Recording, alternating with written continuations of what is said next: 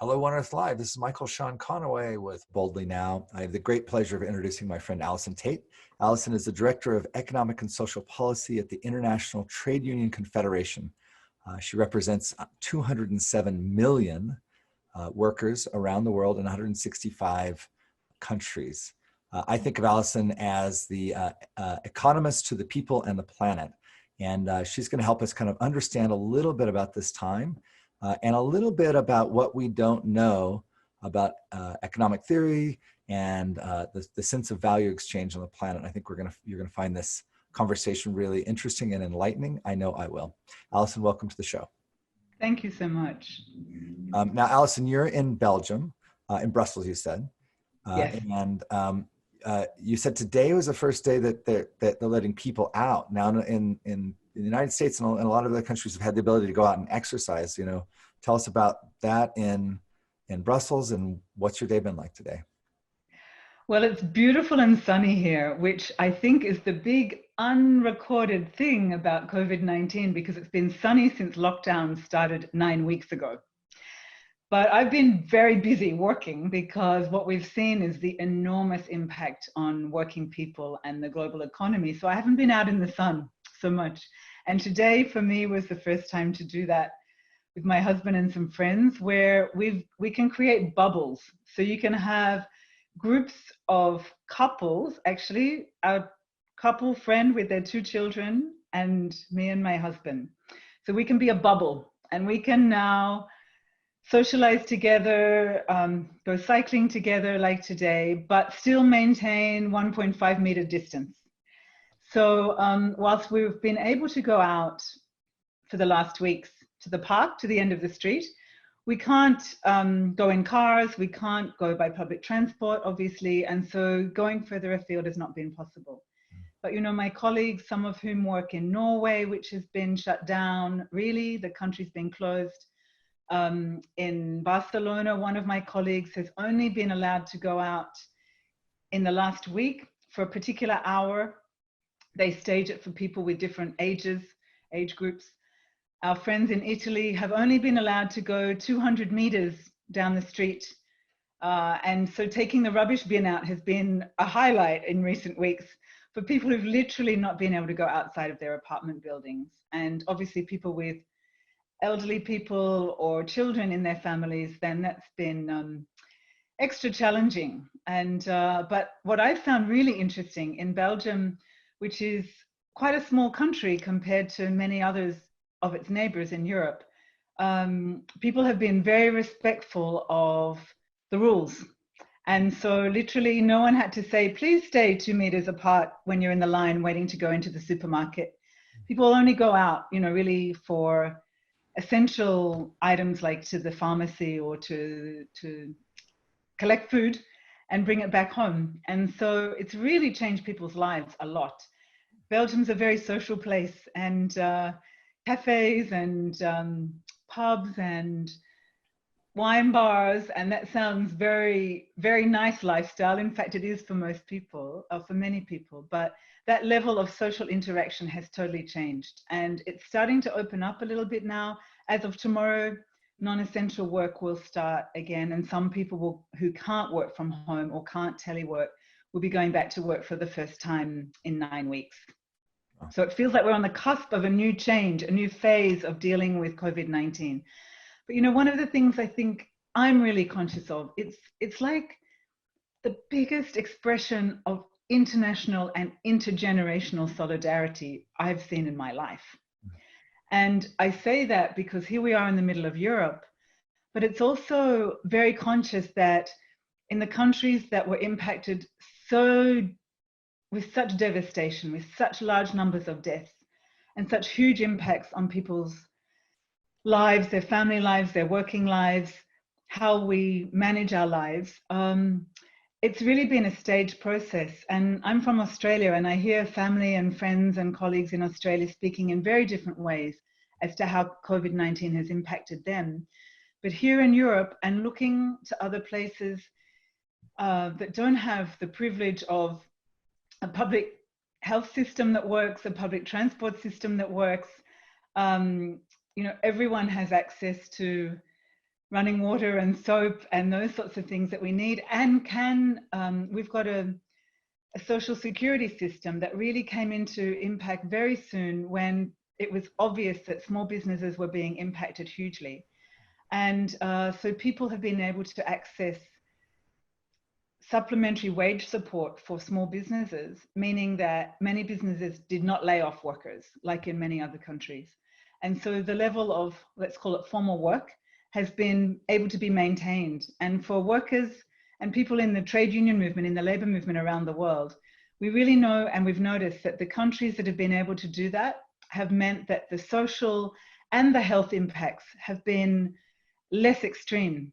But we can see in countries where COVID-19 is still yet to really hit the populations so severely, both in terms of health and the economic impact, it will mean loss of life because people don't have access to food before people are dying of COVID-19. So the statistics in countries across Africa and Southeast Asia and some of Latin America, we're looking at probably 250 million people dying of hunger before they die of COVID-19. And this is such, obviously, a huge human impact, but one that will just impact people's lives, not just for weeks of closure, but for months and years and maybe decades. And so for us, the whole of society and the whole of the way the global economy works is being questioned right now. And that's one of the outcomes of the reason that COVID-19 has been such a huge wake-up moment for people all around the world. And these workers you're talking about, these are people, I mean, in these locations, these are people that we've set up our factories to make our fast fashion, our are the things that we consume in the Western countries so greatly. So these workers have had livelihood because of this, economic activity in their country. But then, so tell me what's happening. Like, are they still working? Are they not working? What's happening to them in the middle of this? Because we know that,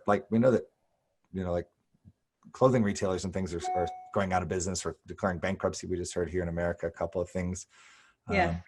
So what's happening to obviously when people stop buying in countries where consumer products, obviously there's two different worlds I would describe: the essential supply chains, so food, medical supplies, pharmaceuticals, gloves, masks, ventilators, medical support, and then what we would call non-essential supply chains. And as you mentioned, clothes is a really good example of that. Many other things too, many other products that we need in a daily life, but maybe are not essential to the level that we've been consuming them. So clothes is a great example. So I've been involved with a number of companies and trade unions, labor unions across the world at a global level and in the countries that have been most impacted.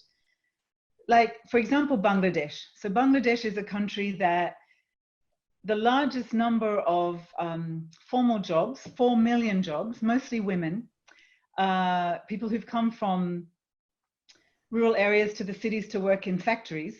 And 7 years ago, Bangladesh became quite famous because there was a huge building that collapsed and more than 1,000 workers lost their lives. And many big brands of the clothes that we wear in Europe or in the United States, Japan, Australia, and many other places are made in countries like Bangladesh. But they're made under conditions that very often consumers don't think about. And those workers are earning really what's a minimum wage. In fact, in some of those countries, it's not even a minimum wage. It's not even what is minimally required to live a life, to pay for the food you need, for your rent, for your medicines, for your transport, for your family, for your kids to go to school.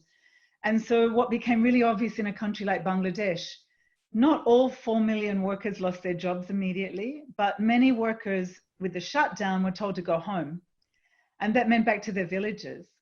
So many factories did shut down, although some continued and some still continue and some are starting up again now. But in the weeks since the shutdown happened in mid-March, literally millions, hundreds of millions of people went home and back to their villages where they've never earned an income to have any savings. And they're back to villages where they're the main income earner for them and their whole families, and sometimes extended families. So then what happened in the case of Bangladesh, for example, the wage component of the factories, the suppliers, the factories that supply the goods, they're called the suppliers, the manufacturers, they said, because they could contact people by mobile phone, but they've never had mobile banking. Those women have never had their own bank accounts. So they literally collect their wages on a monthly basis in an envelope in their hands.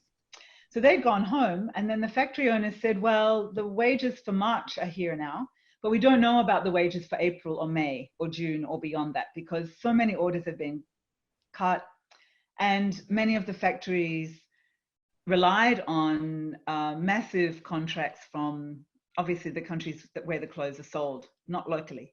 And so what came out of that was that some of those women then had to literally walk 100 kilometers back to their factory sites because public transport had ended in the lockdown conditions.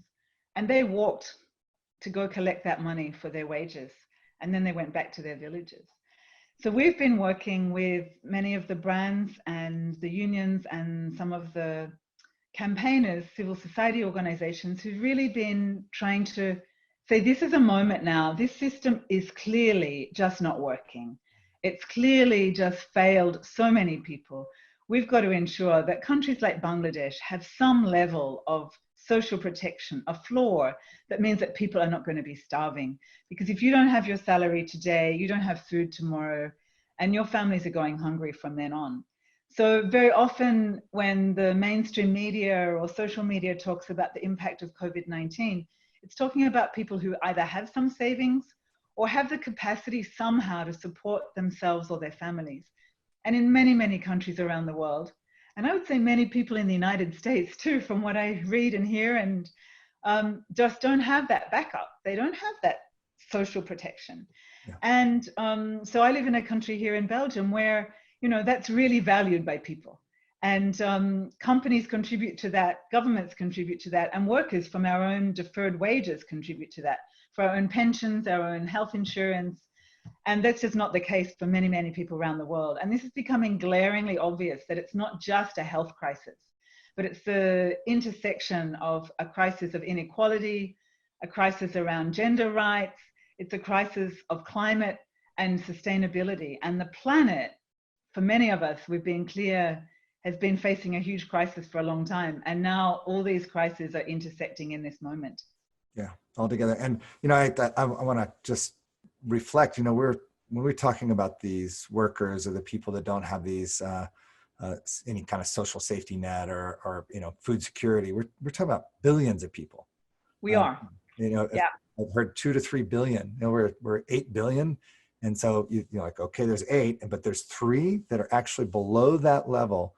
And I think it's kind of shocking. You know, yes, we do have poverty in the U.S. and other industrialized countries, you know, like severe poverty where you know, people are going hungry, but you know, the United States is 300 million people, 3 billion. Yeah. That's 10 times more people than the entire population of the United States.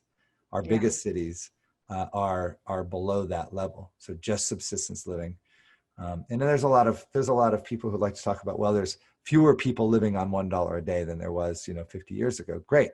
We've made progress towards very, very slow progress towards a moment of actually not having anybody below that line. And one of the things that was, we look at the future and we look to the future, and especially at the GFI, who is a supporter and sponsor of Boldly Now, you know, one of the declarations we made is that we can actually design a system that doesn't design for 3 billion people in poverty. We can actually design a system that designs for no poverty. And I think it's maybe it's a modern thing in a way. I mean, so, you know, going back to Adam Smith, 250 years ago, conceiving of a world that could take care of every single person was just a little bit out of it was out of the realm of possibility. We didn't have supply chains like we didn't have technology. And so, you know, at that level, and many of our economic policies are based upon thinking it's 250 years old, or, you know, evolutionarily from that, but kind of rooted in that. So my interpretation is that, well, we have a system that's designed for poverty. It's actually at its building blocks was designed to have that kind of poverty, and not because the people, the thinkers back then didn't have a heart or didn't, want people to thrive on the planet. It's just that they didn't see a possibility of a system that's different. Well, it's a little bit like, how people saw the planet back then as well, right? Because the economic system was designed around this concept that we had a pie and you had to divide up the pie. Mm. Well, at your own dining table with your family, how that would work, right? And it really brings a sense of limit, or like, well, where's the rest of the pie and where's the next pie coming from? Well, we've clearly reached the planetary boundaries also of production and pollution and carbon pollution, certainly, already. And so the carbon budget, if you like, of what we need to be engaging with around how we use not just fossil fuels, but how we use things that are finite. And most natural resources are finite.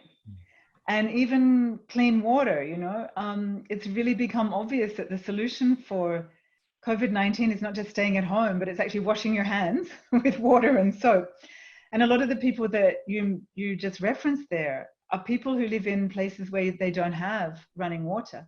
How is it that in this century that, we can send men and women to the moon and we can't provide drinking water and clean water for the majority of the people on the planet, for the majority of the people, let alone food supplies, let alone safe food, let alone jobs. And so it's really obvious to me that this is a moment not just to wake up and not just to notice what we've been kind of tolerating and existing in a system for such a long time, but we've actually now got an opportunity to say, if this is not working, what could we invent as the smart human beings we are right now?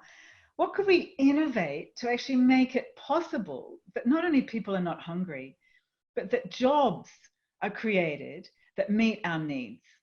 And that may be our creative needs. Certainly it means our financial needs, but also our social protection needs and the needs for not just me as an individual or us as a community, but actually for a whole population on the planet. And, I think we're going to be facing some much more confronting times around COVID-19 that's not handled right now. We're at the beginning of May. And many countries are expecting a second wave of the virus, many communities, and it won't be the way the first one went. It started in China, and then Italy was a problem. And then, oh my goodness, a lot of people died in Spain. And, many government leaders have been saying, well, we've had time now to prepare, not to prepare for the virus because the virus is doing what it's doing, but to prepare our healthcare systems. And to prepare the way we work and to prepare how our food supply chains actually operate. And a lot of those things are going to be way, way closer and way, way tighter, if you like. So I honestly don't know if in 2 years' time we'll be buying so many clothes made from poor women in Bangladesh. It's my dream that women in Bangladesh have other options that provide them with a dignity of life that's not exploitative, for very long hours with toxic chemicals in factories making clothes for people who have a lot of clothes already in their wardrobes. But what does it mean for local communities, for local economies, for local families and businesses? What could we create that would be really meeting our needs and providing dignity in the level of incomes for people and ensuring that people's health and safety in their work? And, it's obvious when you think about the conditions that women living in poverty and working long hours in a garment factory in Bangladesh are facing. But, there are so many other unhealthy workplaces, like we hear in your country, in the United States, where huge numbers of people working in the meat processing plants are getting sick from COVID-19. Or that the largest number of bus drivers were in New York and in London that died as a result of not having personal protective equipment, masks, to protect them from exposure, there's so many jobs that are really challenging to think about how we're going to manage those working relationships and that space to be 2 meters apart for the foreseeable future.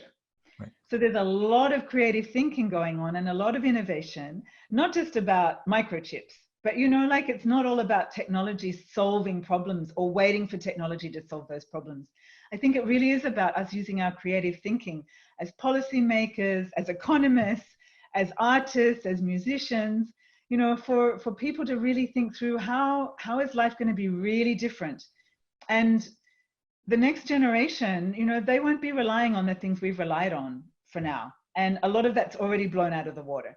But in coming months and years, we're going to have to be way more creative. And I suggest we have the opportunity to be really looking at both local economies and a global economy that's really much more resilient, that can bounce back from big shocks. We're going to get more and more other shocks, whether they're health ones or from extreme climate events, but to have a more resilient local and global economy, a more sustainable economy, and a much fairer one. Yeah, interesting. And I'm no economist, but you were talking, and you think, okay, there's this group of people that don't have access to clean water, that maybe their living conditions or their housing's not adequate. They don't have much public transport or the ability to get around or safe public transport. Like there's all of these things, and then we have them. What they're working on is for export. Yeah. And you can just say, well, what would make a big difference? Well, wow, we could put them to work building, water purification plants and putting in infrastructure to get water to houses and rebuilding houses. And you could see that same human labor not being used to, drive a whole economic cycle that starts with them and ends up with a consumer having a garment and the company who's, running that business making money. So, I sometimes say that our economics right now is we turn human resources and planetary resources into capital.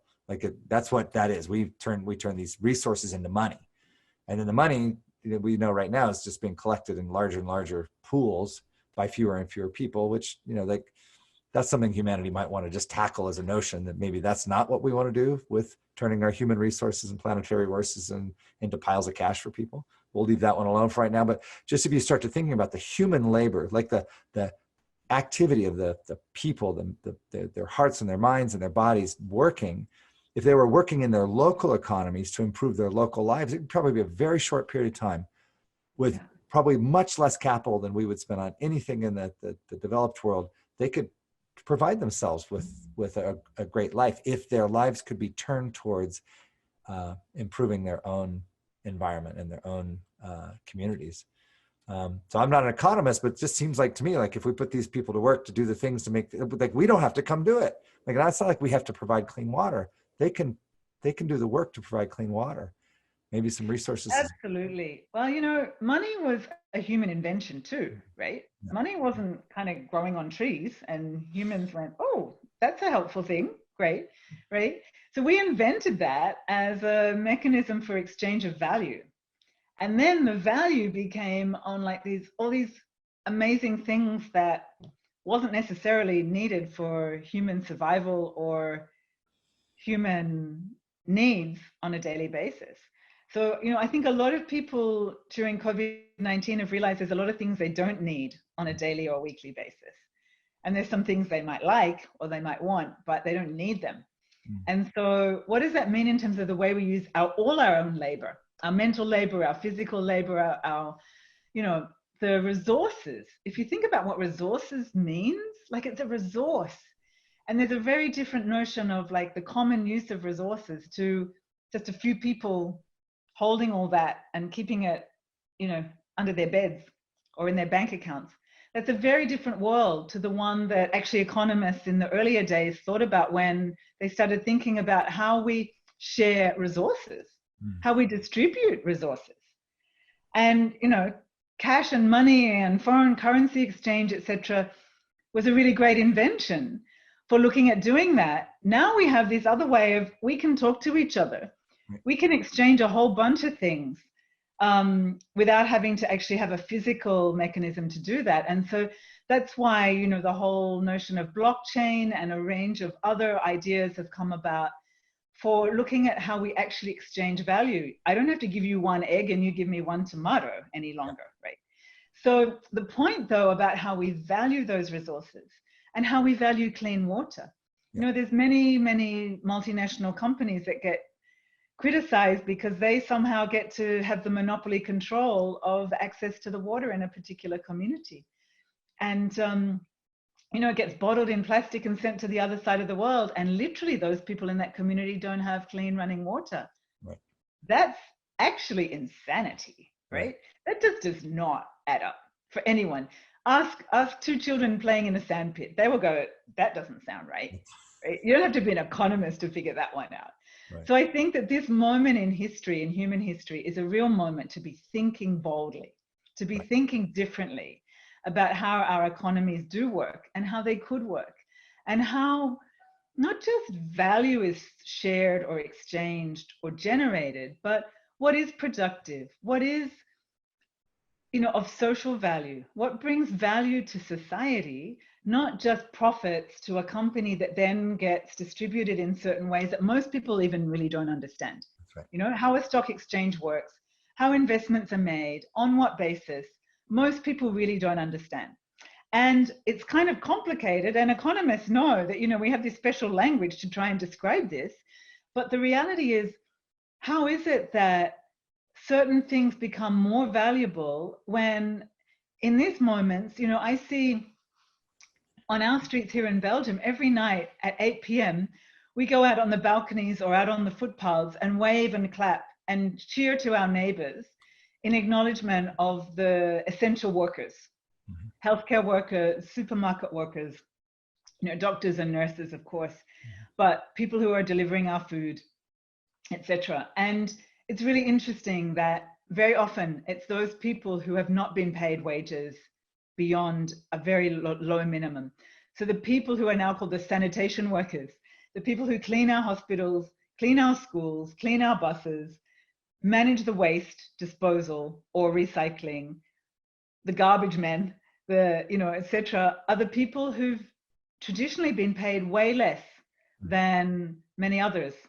And that's partly because those workers haven't had power or been seen to be valued in the society. And now it's like, wow, society really values those workers. Well, it's much better to pay them decent salaries, give them paid sick leave, time off when they're ill or they need to care for others like their elderly family or people who are disabled in their families or children who need them at home because they can't go to school.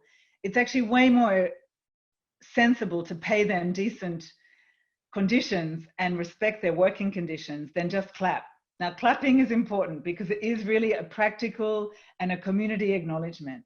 But there's way more we need to do now to actually really look at what kind of balance we want in society and how we do that in cities and rural areas, in different industries, and really across the planet, because this has become really obvious that we're connected. We're so connected, and we are never going to actually handle these huge global problems like a health pandemic or climate change or the reality of the way in which our economies work if we're not going to do that, understanding that we're all connected. Yeah, great. And so I wanted to mention, you know, we talk a lot at Boldly now about being hyper local in our decision making in terms of, like, you know, local communities, local economies making decisions for themselves, like how should that run for them. But we also talk about how there's a need for a larger global governance of those things. And you were sharing with me something that's going on in the EU right now around protecting workers' rights. Can you share a little bit about this? Because this seems like at that level, that kind of like that 10,000 foot level, a really important moment to understand that actually governance can start to do things that maybe were, I wouldn't say impossible before, but unexpected before. Tell us a little bit about what's going on for workers' rights in the EU. So I was sharing with you before about what mandatory due diligence means. Very technical term, mostly only lawyers understand it, or human rights lawyers. But it's actually saying that companies have a requirement to look at what the impact of their business is. And it's actually being brought about in law in the EU, in the European Union. And so it's not there yet, but by 2021, there's this process going on because these things take time. But it's actually acknowledging that whatever size company you are, from, you know, like a small family business and the 7-Eleven store on the corner, through all the supply chain interconnections, that, because we are part of an ecosystem, right, up to the big companies that are the big brands that I was referring to before when we were talking about the clothing industry and how that operates on a global level. Actually, business, whether you're making goods or services or you're investing, and this is really important, it's also about how money is invested, how capital is invested, has a due diligence responsibility. There should be a planning process to assess the risk for those investors or for those companies about their own operations and through the supply chain. And we've all known that for a very long time, but it's never been put in a regulatory context. And it's never been a global conversation before. It's happened in different places, in different companies, in different supply chains, and in different countries. But now it's being spoken about that the European Union will do that. And that really means that all the places where Europe buys and sells from as well. So it's actually global. yeah, And so it will actually come about in different legal jurisdictions, in different countries' legal systems. But it will actually recognize that a company's impact can either be positive or negative. And it can make a negative impact on human rights, on labor rights. If not paying a minimum wage is actually undermining the labor rights of those workers that you earn your profit from. right, But it's also about environmental standards and a whole range of other things that need to have a due diligence process to actually look at what are the risks of this company and how are we going to deal with it. And it's not saying you're a bad company or, you know, you shouldn't be doing X, Y, or Z. It's actually looking at what you're actually doing and how that really works and how we're going to solve this problem. And it's what's also very interesting is not only does it look at human rights as a foundation that's really human, like universal for everybody, no matter what country you live in or what company you work for or what workplace you have. But the other element is it's going from saying that the primary responsibility of a company for profit making is to the shareholder. right, That's never been the case actually until the 1980s. right. So that's kind of short history actually in human history, if we look at it longer term. Right. So what that means now is that rather than saying all profits go to shareholders and however that's distributed is decided by the decision makers, the, you know, the head people in the finance department or the members of the board or, you know, who are the shareholders. It's not only about that. It's actually about stakeholders in an economy, stakeholders in the company. And those stakeholders might be those workers in Bangladesh that I was referring to and the people who live in their communities. Because if, you know, jeans are being made with toxins and those toxins go into the water and those people don't have clean water because of the effluent from those factories, or it might be your community, but I'm giving the example of Bangladesh, that still the company that buys those goods or actually contracts for those services has a responsibility as well as those local businesses and local communities. So it's actually connecting us like we see through COVID-19 in a really real way around both the labor laws, the environmental laws, and the regulations around competition and profit making that will also be a very, very different world in the future than the one we have this week or last week. Right. So before this time, if I had a clothing company and I bought some product from, you know, a place in Indonesia, I could just not ask them if their factory was employing child labor, for example, or just not ask them I could just say, everything's good over there, right? And they'd be like, yeah, everything's good over here. I'm like, okay, make our clothes. So now you're saying that I actually have to know what's going on in that factory. Well, you have to have a responsibility to know. And there will be a reporting process in which you have to say back to not only your own shareholders, but to governments and actually to a bigger group of stakeholders than the ones that just say, has our share gone up or down this month or these last 3 months? So yeah, that's exactly what's going to happen. It's not any longer okay to say, oh, we didn't know that. We didn't ask those questions. We didn't hear about it. No one ever told us. La la la la la. Yeah. Or even the companies that, do their social auditing and ask those companies, this is okay, yeah? And they go, oh yeah, it's all fine. That's not actually a sufficient answer any longer. Right. Right. And I think we've seen some, maybe well-intending companies get caught out by that. You can't really tell what's going on in the culture, but when a company gets caught with some really bad working conditions or really bad situation, it goes public. But at least in the public view, at least they're I think chagrined by that, and it's a really difficult thing for them to deal with. And so it's like they got their foot on the gas, but they're not really looking at the impacts of the business. And now they're saying you have to. And if it's an even level playing field, right? If that's true for all companies, then I think that fits right. And even just the basic capitalist notion, it's like, oh, it's equal competition, right? We get to compete in the marketplace. We've got two clothing brands. If we're all expected to, behave in a certain way around workers' rights or maybe, environmental issues and rights, then we just have better, we just have better capitalism. It's just better for everybody. And so I think we're always a little bit, I think, in this era saying, oh, well, governments can't do things or they're incapable. This sounds like something that's really positive coming out of the EU. Well, it's really clear that in most countries around the world, that idea that governments can't do things or they're too slow or they don't care has been blown out of the water too. Because, people are looking and saying it doesn't work if we don't have coordination on this. Between cities and states and federal governments, between countries that live closely together, and those borders, on the lines on the map don't make a lot of sense because they get their essential food from across this border. And, so I think it's really changing what people could imagine for the future. Whether it changes that in policy terms or fast enough, we are yet to see. But I think for sure, the reality of saying, it's not okay just to pretend it doesn't happen or that we never asked. And it's not like saying people have been bad about that in the past. That just hasn't been their intention, right? It hasn't been their focus. It's like, we need those clothes from here to here and, we need them on the shelves. People are buying green jeans today and, last week they wanted brown jeans and we need more green jeans, it's like really, right?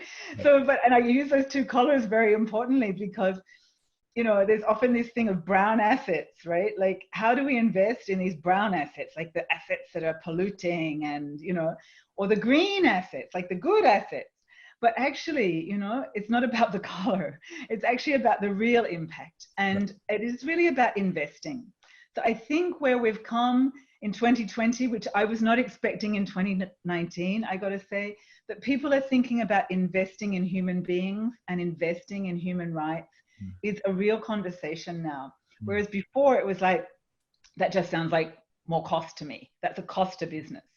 And rather than seeing workers and our skills and our talents across the world as being a cost to business, it's actually the foundation of any business. Right. And I think for people who've been working in the creative arts, everyone's known that, right? But even people in the creative arts are often not paid duly for the value that they bring. And so, this is a real opportunity when you think about connecting people from different cultures and different industries and really looking at what is important and what is necessary for a decent life and a quality of life and a dignity of life, then we can draw on so much more than saying, oh, it's like poor people in this context, just somehow they're not as valued for some reason.